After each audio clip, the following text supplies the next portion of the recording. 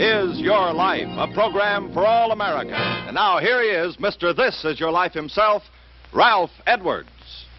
This is Bob Warren bidding you welcome to This Is Your Life.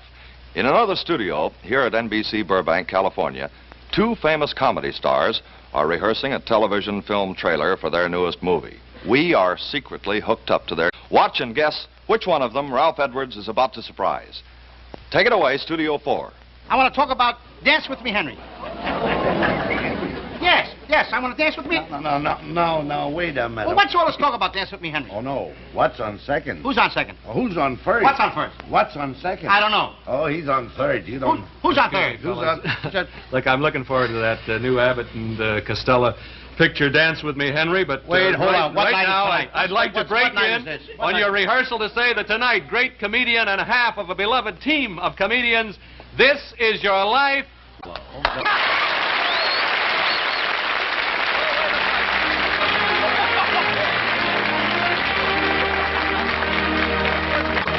Good partner here. Oh, Bud, we can relax. Bud Abbott told me this would be a great chance to get you off guard, pal. We sure did, didn't we? Yes, you did. We did indeed. Lou, Your Life would make a great movie itself, because often, unknown to all of us who watched your happy clowning on stage or the screen, you were hiding an aching heart. We're going to hear about that tonight. So come along, Bud. Let's take Lou to our chair of honor.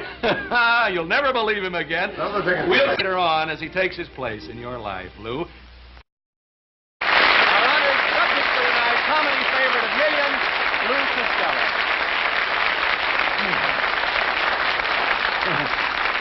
Costello. Lou, let your mind go back now to your wonderful boyhood days. You were a member of, what was the basketball team? What was it called? Oh, the Armory 5. Oh, the Armory 5? The Armory 5, yeah. You were with the Phil Sheridans for a while. Yeah, you were the free throw Patterson and the whole state of New Jersey, isn't that right? Well, look, we want to see if you can still do it. Now, here's a regulation backstop in basketball right here. Now, let's see if you can score a basket for the honor of the old Armory 5, the free throw champ of...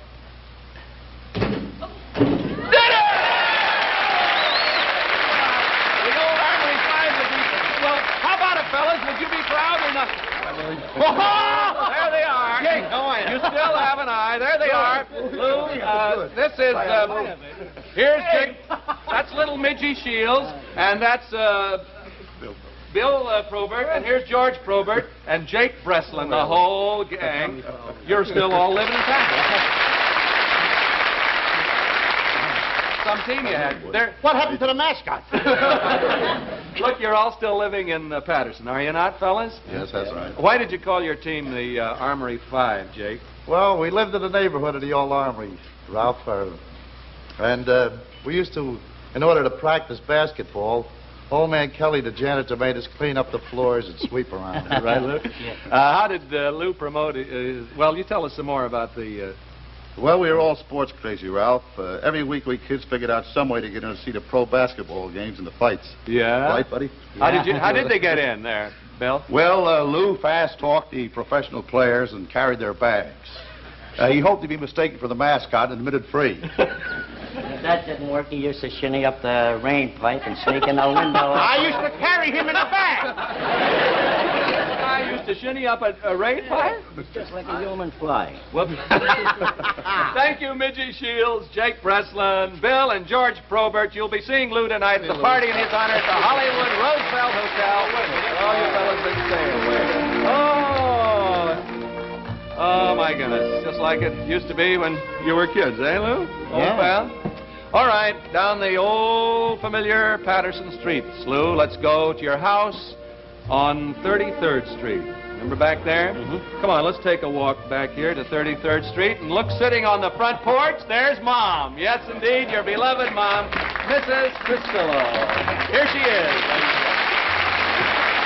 No wonder they're here, too. I couldn't find nobody home. Lou says he couldn't find anybody home. We were told that he came home early tonight. Everybody was gone. Says, where is everybody? Yeah. What's going on around here? Let's see, Costello is your real name. That's right. Lou. But you changed it to Costello. When was this? When I was doing extra work in pictures, Yeah? there was a girl named Helene Costello, and I took her name. Yes, indeed. Remember her. Here we are, swinging with Mom on the porch on a summer evening. 33rd Street. Just like you when you were a boy. Dad's here in spirit, too, Lou, I'm sure, though he died in 1947. And it was here on the front porch swing that you used to tell Mom about a glorious dream. What was that dream, Miss Costello? Little Ralph, Lou always wanted to be an actor. And he used to say to me, well, Mother, someday I'm going to take you to California, to Hollywood, and I'm going to buy you a little white house. And you know, Ralph, he did all that. In He dream? bought me my little house. And he became the star. And he became a star. Yes, indeed. After a whirl as a prize fighter in Paterson, New Jersey, under the name of Lou King, that's the name you fought under, you talked your parents into letting you go to Hollywood to try to make that movie dream of yours come true. But it didn't. Not right at first. When I first met Lou in Hollywood, you didn't even have a place to sleep. Now, that's the voice of a buddy of those real tough days. He was sort of in a position to see that they were tough days for you. He used to run a parking lot at MGM Studios and had a little gas station there. Now in business at Lake Tahoe Resort, here from Lake Tahoe, California, is Mr. Eddie Devine. Here's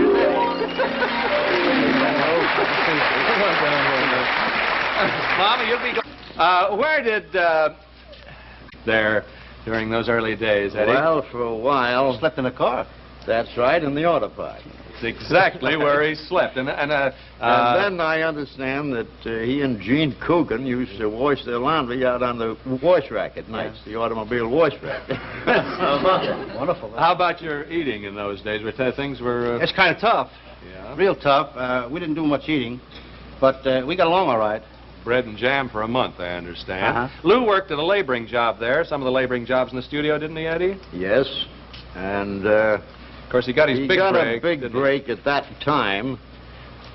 Stunt man for Joan Crawford. Mm-hmm. And then you worked extra in Rosemary and a few That's other right. pictures. Yeah. Well, this wasn't exactly the dream of stardom you'd told Mom about there.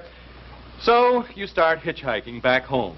And in St. Joseph, Missouri, you landed a job, didn't you, Lou? You got the whole story. huh? Yeah, we got it right. You heard there was a burlesque show that wanted, what? Yeah, there was a burlesque show in St. Joe, Missouri. They wanted a Dutch comedian. Right. So I was never on the stage, but I told the fellow I was a Dutch comedian. Burlesque, the training ground for so many great comedians, was just a way to make a living for you, Lou Costello, age 20 in 1928. Thank you, Eddie Devine of Lake Tahoe, California, and thank you, Mrs. Helen Costello. You take Mom back with the Armory 5, Eddie. Lou, you'll see her later. There we go. Burlesque, Lou, in a most unusual way, is to bring you face to face with your wife. And we know that you've stood together since in the most difficult problems that face a father and mother. Now, we leave your story for a moment, and I know you would be happy to catch your breath just a minute. Yes, I would. Okay, fella. Back, world-famous comedian, beloved by all of us, Lou Costello of Abbott and Costello.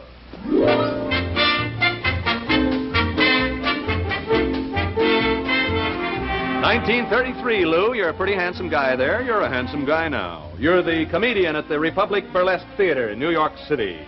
In the chorus is a pretty dark-haired girl named Ann Backler, whom you'd like to meet. I met her. You sure did. They took a very impetuous young man, but I didn't expect he'd knock me out. Uh-huh. Lou, you're right. Your wife, she helped us plan this. Go easy on her. It's been a tough week. Here you are, Ann, Mrs. Lou Costello. Come on, you there, Lou. Oh, if you knew what this gal had been going on, Mom and Eddie and the whole gang here. Now, sit beside your husband, Ann, and tell us how Lou's wooing knocked you out. I think he's knocked out now, isn't he? Well, I wasn't particularly interested in me, Yeah. but a girlfriend of mine in the show insisted I should go. and see Lou do this act. Yeah. Which I did. And he makes a sudden turn on stage. Where were you standing? There? In the wings. Oh, my. And he hits his head on this hall tree, knocks it over, and knocks me out cold. That was my introduction to Lou. And now we got 3 children and 2 grandchildren. Well, he told the whole story. Good night, everybody. Within 4 months, you two are married. And in your very first year of marriage, Lou, you and Ann had an automobile accident, didn't you? Yes, we did. What happened? You want to tell us about that? Well, it was sort of early in the morning, around 3 in the morning, and there was a bus coming around a turn, I think, in around Massachusetts, and I wanted to get away from him, and I did, but I went over an embankment and landed amongst a lot of trees about 40 feet. Then you took a bus to Patterson. No, we hitchhiked all the way back. Ah, I'll change that little note in here. You walked then from, you got to your folks' home, isn't that Oh, right? yes, yes. And when you got home, what did you find really had happened? Well, we were very fortunate, Ralph. Family physician, he came in and he said, well, this is not for me, but I'm going to call a doctor right away. And he did, a Dr. Redding, who lived 2 blocks away from us on 33rd Street, and he was, at that time, supposed to be about surgeons in the whole country. And he put my wife immediately in a hospital and in a cab here. But the answer is she had a broken neck. A broken neck all this time. Mr. Cast, as you say, for over a year. Money problems on a burlesque comedian's salary are pretty grim for you. I liked Lou's clean brand of comedy and believed we could make a hit of it if we got together. The other... I sent him a letter suggesting that we meet and talk it over. The other half of the celebrated comedy team, here he is again, Bud Abbott, ladies and gentlemen. Lay down, boy. You took it like I made you. Your face is very familiar. You two formed your team in 1936, fellas. Did success come easily then, Bud? No, Ralph. Our timing was perfect for each other, but it took, at least 3 years of struggle to get our first act organized and material together. Right. And during that time, Lou, your baby girls, Patty Ann and Carol Lou, are born. You remember those days, Ann? I certainly do, Ralph. We lived in a basement apartment in Atlantic City, and the floor was so slow, eldest daughter kept falling out of the crib on her head every night. Keep throwing her back in? You say, Ann, she's out again. She's out again. Your turn. Your big break comes then, a chance on the Kate Smith radio show in 1938. Week after week, you and Bud keep the nation screaming with laughter, and this leads in 1940 to your first movie. Isn't that right, Yes, Bud? that's right. In fact, Lou and I were both amazed at the response we got from our first couple of movies. That's right. Almost overnight, Abbott become the #1 box office attraction in the nation. And will any of us ever forget the laughs you two gave us in such all-time hits as Buck Privates, Rio Rita, In the Navy, and many, many more wonderful comedy pictures from these two breakdowns right here. And here, at the pinnacle of fame, Lou, you're struck down by rheumatic fever. You face a year in bed with a chance that you may never get well. Isn't that right, Bud? Ralph, I walked into Lou's sick room. He had tears in his eyes. And he was probing over a lot of, hundreds and hundreds of letters from Kitty fans who were in the same predicament as Lou, bedridden with rheumatic fever. And all the months that he was in bed, he was answering these letters. Their parents had written to Lou and asked him to beg his children, their children, not to get for that type of... And anyhow, Lou wrote and wrote and wrote and kept on writing, and that's all he did was write to those kiddies and told them to stay in bed and get well. Right. Bud, I know your daily visits to Lou meant a lot when he was so ill. It meant everything. I only wish it protected our friendship. But everyone knows that Lou and I had a rift in 1945. Like a lot of people do, we magnified a difference of opinion. And we let a molehill become a mountain. Lou, I thank God we came to our senses. I'm glad that neither you and I could sing. That's right.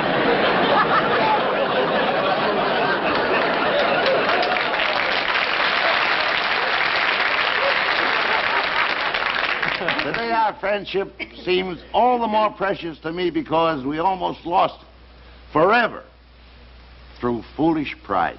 Thank you, Bud Abbott. Believe me, that may make a lot of people see how to forgive him. You bet.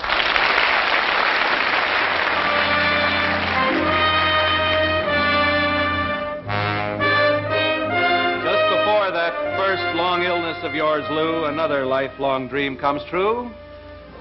And here presents you with a baby boy, your little son. What's your pet name for him? What'd you call him? Little Butch. Little Butch. Butch was to be 1 year old on November 6, 1943. On November 4th, what was the gala broadcast that you were scheduled to do? Well, we're doing a broadcast. It was my first broadcast after my illness. That's right. To tell of the events of that day, here's your faithful friend and manager, Mr. Eddie Sherman. Here's Eddie. You know, Ralph, Lou was planning to use some funny sounds on his show that night so little Butch could hear him at home how much Butch loved him. And his wife, Mrs. Costello, baby awake at night to hear the show. But you know, Ralph, that afternoon at the studio, I got the tragic call from Lou's home that his little baby had drowned in the family pool. How did it happen? Well, Mrs. Costello had gone out shopping. The nurse had put little Butch in a playpen, but somehow he worked one of the slats loose and climbed out by the pool and dropped in unnoticed. You drive Lou home, and after he does all he can to console Mrs. Costello, what does Lou tell you, Eddie? Well, Lou was terribly heartbroken. This was a great tragedy to him. He thought the whole world tumbled from under him. But he said to me, Eddie, I want to go back to the studio and do the show. Promised little Butch that he would hear me tonight. And wherever God has taken him, I know he will hear me, and I want to keep my promise. As great an example of love could ever display. Thank you, Eddie Sherman.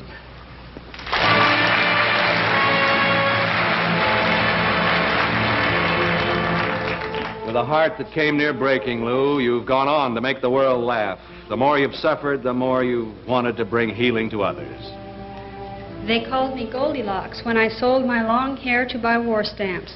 Mr. Costello saved my life. Remember that girl, Lou? Yeah, Goldilocks. It's been 10 years since you've seen her. We found her in Canada, where today she's wife to a young student minister. Here from Three Hills, Alberta, Canada, is Mrs. Milton Palmer, Lisa, whom you knew as Goldilocks Wolf.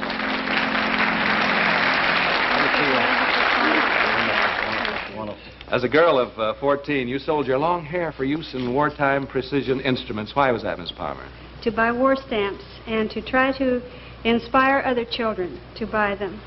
And then later, I had my appendix out, and complications set in that caused me to waste away to 60 pounds. They said I would die. How did you hear of her, Lou? Do you recall? I was laying in bed, and I read the newspaper about it. I see. What did Lou Costello do for you, Miss Palmer? Well, they flew me to the Mayo Clinic in Rochester, and there Mr. Costello spent thousands of dollars for my operations and care. Then my mother wired to him saying, Lisa Loda will live. God bless you. I thank you. Thank you, sweetheart. Thank you for saving my life. Thank you, darling. Take care. Lou, here's one more example of the many people you've helped. Remember the boy who spent 11 years unable to walk, paralyzed in a hospital in Paterson, New Jersey? Yeah. Look, Mr. Costello, I'll walk. Here he is, your grateful young friend, Frank Morbito, walking toward you. Here he comes running!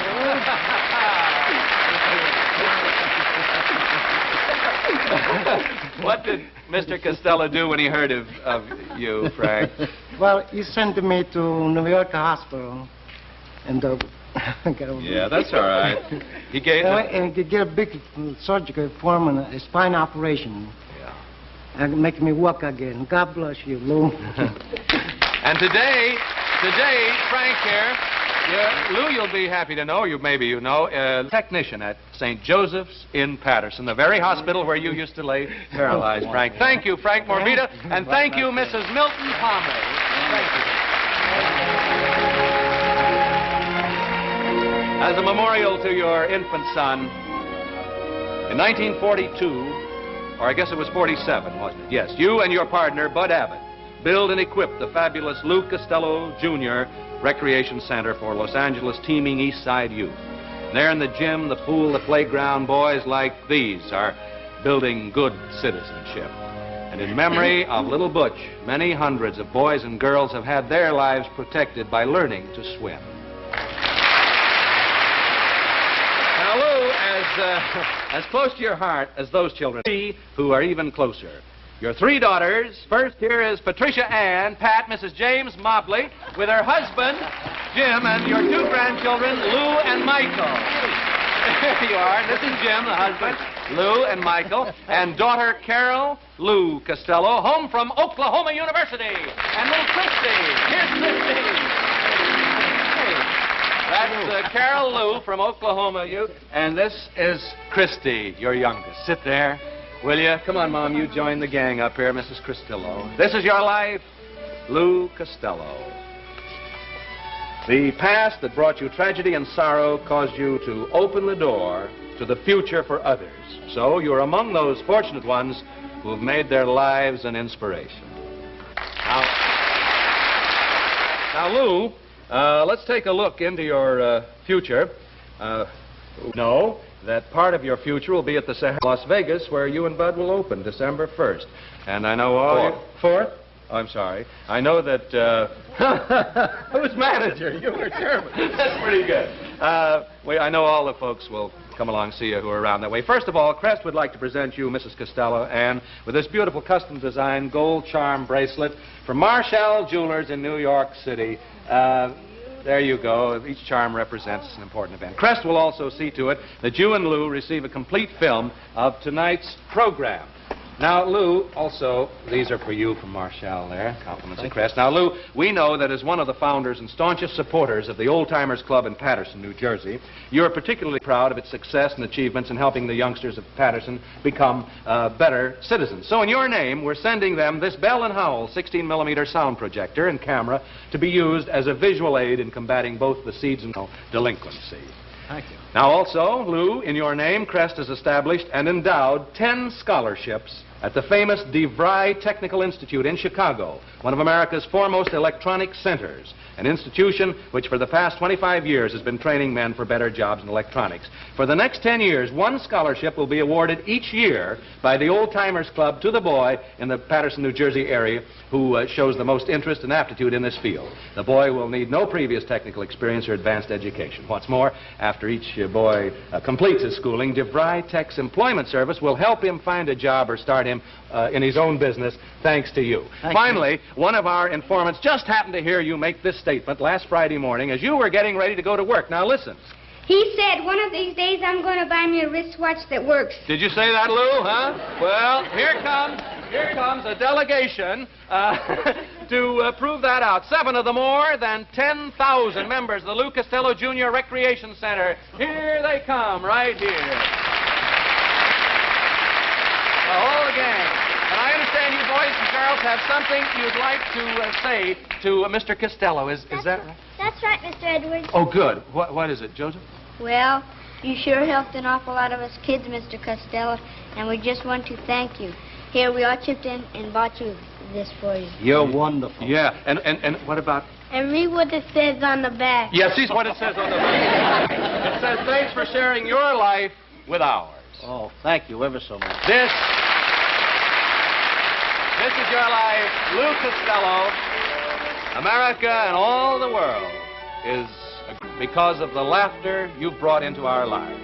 But even more important, you've shared the rewards of that laughter with the needs of a child.